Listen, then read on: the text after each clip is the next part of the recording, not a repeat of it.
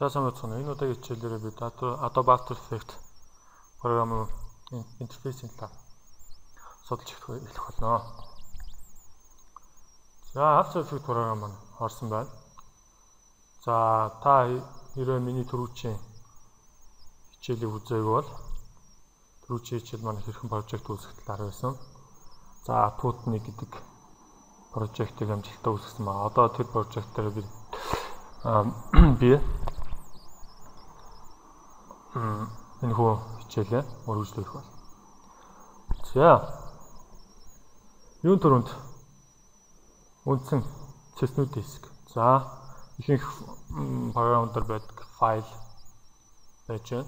За new буюу new project, new folder үүсгэж болох нь байна. За одоо Photoshop-ын файл үүсгэж болох нь байна. За эндээс даваарт нь ажиллаж байсан прожектоо open гэж авч онгойлгож нээж болно. За тэгээд бусдыг нь та бүгд надаар хэлэлтгүй мэдэх байлгүй. За edit буюу copy дэх хуулах, duplicate буюу хуулбарлах гэх мэтчлэн үйлдэлүүд гэдэг меню байна. Composition буюу одоо бид энэ хэсгээр бидний прожекттой холбоотой бүх тохиолдлыг хийж өгдөг. За мөн эцсийн байдлаар рендерлж гаргахад энэ composition меню бол хэрэг болно. За layer буюу давхарга. За давхаргатай холбоотой бүх зүйлсийг хийж болно. Layer менюн дээрээс.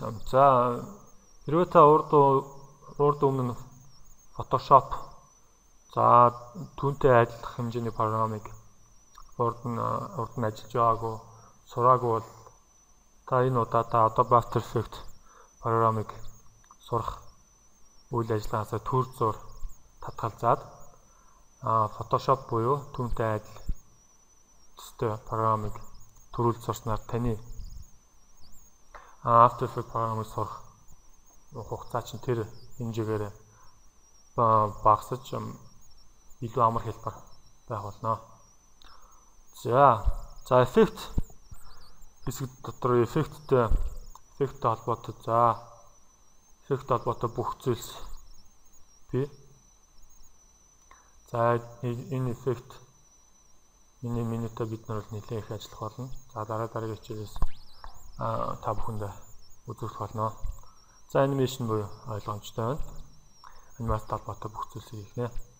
За window help хоёр гэсэн цонхол. За window маань бидний програм дээр харж байгаа бүх цонхнууд менюнуудыг эндээс та олж харж болно. За жишээ нь одоо энэ чеклэгдсэн байгаа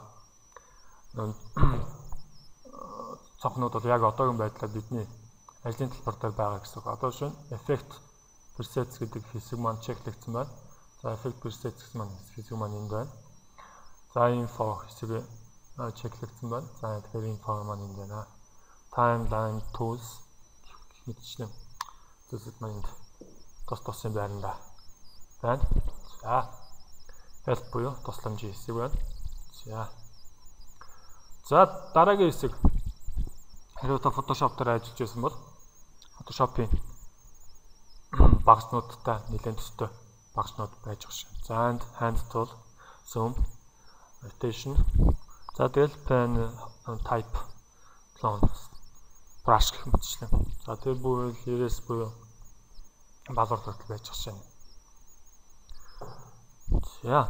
За дараагийн хэсэг бол project хэсэг байна. За энэ project-ийн талаар та анх шатны мэдээллийг энэ хэсгээс авч болно. За энэ хэсгээс жишээ нь Tutni гэдэг нэртэй project юм байна. За 702.576 гэсэн материалтай юм байна. За нийт үргэлжлэх хугацаа 30 секунд юм байна гэж ойлгох нэ. За project цонхны дараагийн дэд хэсэг бол энэ хэсэг ямар үүрэгтэй хэсэг гэхээр та өөрийн project-тай ашиглах ямар нэгэн зураг, за видео гэх мэтчлэн зүйлсийг энэ цонхоор дамжуулж, энэ хэсгээр дамжуулж та оруулж игнэ. За нэг дүрс оруулж нэг зураг оруулж иж үзье. За дабл клик хий. За дахиж дабл клик буюу энэ сарвисийн хаан чамаагүй 2 удаа маусаар дарахад бидэнд import file гэсэн харилцах зам гарч байна. За би нэг зурагнууд оруулж иж үзвэл.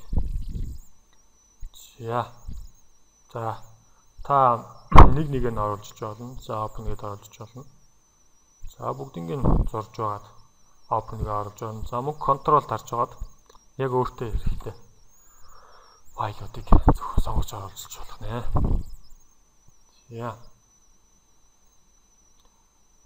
За ингээд та бүхэн Lighthouse гэдэг энэ зураг энэ нэр ингээ харагдаж байна. За дараагийн хэсэг маань compositing хэсэг буюу үндсэн цонх. Үндсэн цонхны хэсэг. За та энэ хар хэсэг бол бидний монитор. Энэ хар хэсэг дээр бидний хийж байгаа бүх эффектүүд бүх давхаргууд маань энэ дээр нэг болж харагдах жишээ нь. За хэрвээ та тэр давхаргыг харахгүй гэж тохиргоо хийсэн бол тэр давхар мэдээж харагдахгүй. За энэ хэсгийн дараагийн хэсэг. За энд маш олон тоо харагдж байна. Одоо энд байгаа тоо ямар өрхтэй гэхээр энэ цонхны бид хэдэн хувийг харж байна вэ гэдэг бидэнд илтгэдэг. За жишээ нь 76.4%. 100%-аас бид 76.4 болтон багасгаж харуулж байна гэсэн үг. За эндээс тохиргоо хийж үзье. Fit to. За fit буюу яг бидний цонхон дээр байгаа яг байж болох хамгийн дээд хэмжээгээр бид харж болж байна. Энийг доошлуулахад нөгөө бидний үндсэн монитор маань яг 100%-аар харагдаж эхэлж байна. За ингээд багасгаж эхлэхэд хүссэн хэмжээ хүртэл багасгаж болно. За одоо мэдээч хүссэн хэмжээгээр эндээс шууд пресетүүдээс сонгоод багасгаж болох. За шинэ 25%-аар харъя. Тэгэхэд 4-1 нь харагдаж байгаа чинь. 4-1 гэдэг маань багассан хэмжээ шүү дээ. Тэрнээс 4 хуваагаад 4 хуваасны нэг ингэж харуулж байгаа гэсэн үг шүү. За энэ болохоор title selection хэсгийг бид харуулж. За одоогийн байдлаар би fitтэй тий. За энэ ямар үүрэгтэй title selection гэдэг нь ямар үүрэгтэй гэж. Энэ нь болохоор хамгаалтын үүрэгтэй. Жишээ нь айл болон 32 42 инч LCD зурагттай байж чадахгүй. Дээр үеийн одоо 60 70 оны зурагт ч ажиллаж байгаа. Тийм зурагттай айлууд бас биш үү. Тийм зурагт маань яг aspect ratio барьж чаддаг. Одоо чинь дэлгэцийн дэлгэцнийхээ нэвтралыг барьж чаддаг. За тийм учраас бүр хуучны зурагтан дээр жишээ нь телевизийн нэвтрүүлэг үзэж байхад зарим нэг тохиолдолд энэ хэсэг нь ерөөс харагдахгүй байх тохиолдол байдаг. Энэ хэсгүүд энэ гадна хэсгүүд. За түүнээс хамгаалахын тулд бид нэр энэ тэмдэглэгийг хийж байгаад өөрсдийн зохиомжлолоо буюу хийж болох нь. За жишээ нь та нэг нэвтрүүлэг хийжээ гэж бодоход тухайн нэвтрүүлгийнхээ нэрийг бичих хэрэг гарна. Тэгэхэд энэ хэсгийг л оруулаад биччихвэл зарим нэг зурагтан дээр тэр бичсэн үгний чинь эхний өсвүүд нь харагдахгүй байх магадaltaй гэж та ойлгож байна. Тийм учраас та зөвхөн энэ доктортлын хэсэгт чухал зүйлсээ багтааж хийж байгаа хэрэгтэй шүү. За тэгэн байдлаар би энийг хаачихъя. За дараагийн зүйл бол time. Current time яг одоо слайдер маань замын яг аль хэсэг дээр явж байгаа гэхээр энэ дээр харж байна. Жишээ нь одоо энэ дээр 15 секунд 15 дахь фрейм дээр явж байна. За take snapshot буюу та эндээс түргэн байдлаар snapshot буюу зургийг дарж болно өөрийнхөө хийж байгаа зүйлийн талаар. За дараагийн чухал хэсэг бол full нэвтрлийн хэсэг.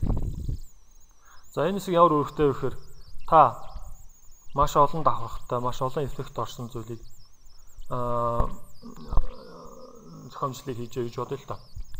Тэгвэл тэр бүх эффект давхаргуудыг рендерлэхэд бол компьютерс маш хүчин чадал шаарддаг.